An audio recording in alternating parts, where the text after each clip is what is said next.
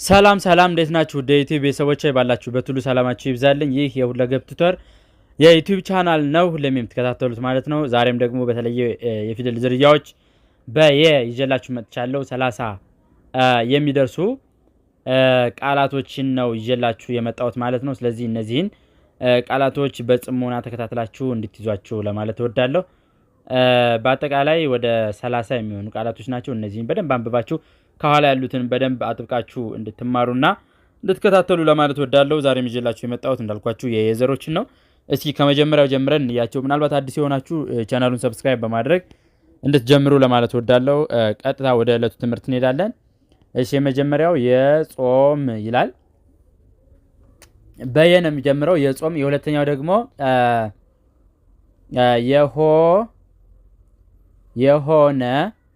የሆነ ነገር እንላለን አይደለ? የጾም ምግብ።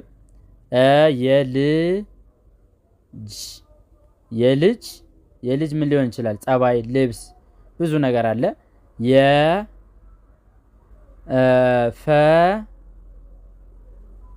የፈላ ወተት፣ የፈላ ውሃ። እሺ፣ ከዛ ደግሞ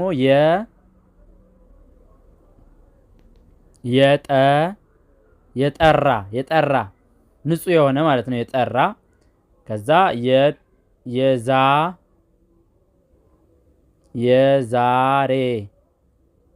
የዛሬ አመት እንደዚህ እዚህ ቦታ ነበርኩ። ከዛ የርቢ። እሺ፣ አሁን በመቀጠል የግቢ። እሺ፣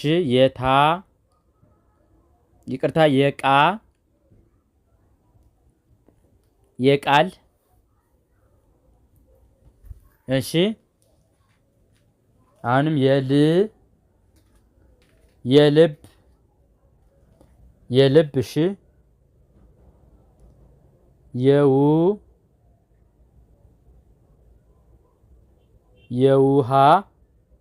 የውሃ።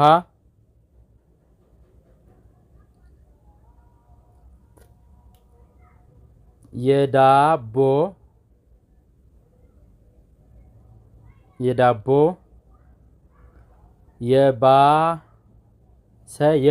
የባሰ ነገር እንዳይገጥምህ እንደው ብታመሰግን ይሻላል። እሺ፣ ከዛ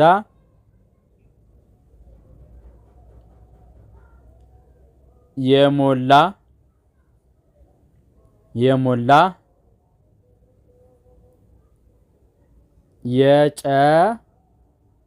የጨው። እሺ፣ ከዛ በመቀጠል አሁንም ወደ ሁለተኛው ገጽ ስንሸጋገር የለም ብለን ስንጽፍ ይሄን እንጽፋለን። ሁለተኛ ደግሞ የዚሁ ገጽ ሁለተኛ ጽሑፍ የሆነ ነገርማ አለው ስንል ይሄን የሆነ እንጠቀማለን። ከዛ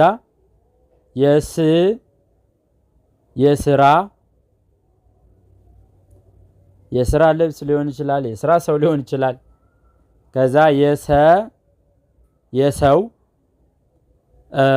ይሄን እንጽፋለን። ከዛ መቀጠል አሁንም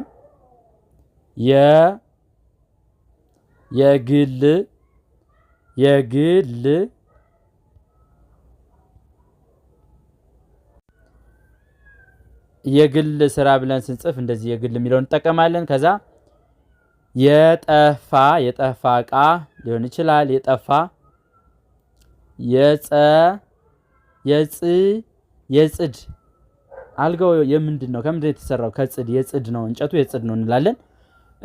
ሌላኛው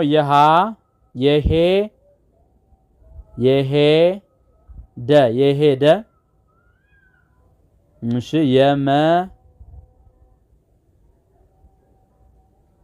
የመጣ የሄደ የመጣ። እሺ፣ የጋራ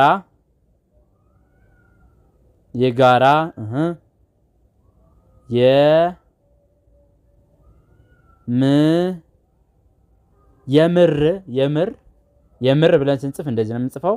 አሁንም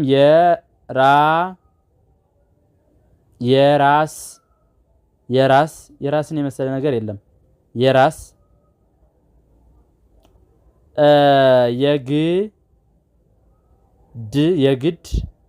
የግድ እንደዚህ መሆን አለበት እኮ እንደዚህ መደረግ አለበት ስንል የግድ ይሄን እንጠቀማለን።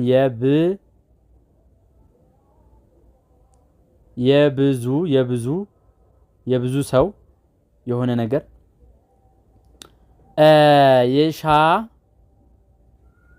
የሻሽ መያዣ ሊሆን ይችላል። የሻሽ እነዚህን እንጠቀማለን ማለት ነው። አንዴ እንደተለመደው የመጨረሻዎችን ልድገምላችሁ። የለም ብለን ስንጽፍ እንደዚህ እንጽፋለን። እሺ የሆነ ብለን ስንጽፍ ደግሞ ይሄን እንጠቀማለን። የስራ ብለን ስንጽፍም ይሄን እንጠቀማለን። የሰው የግል የጠፋ የጽድ የሄደ የመጣ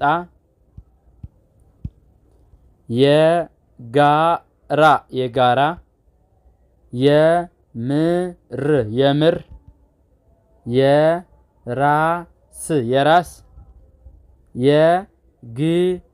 የግድ የብዙ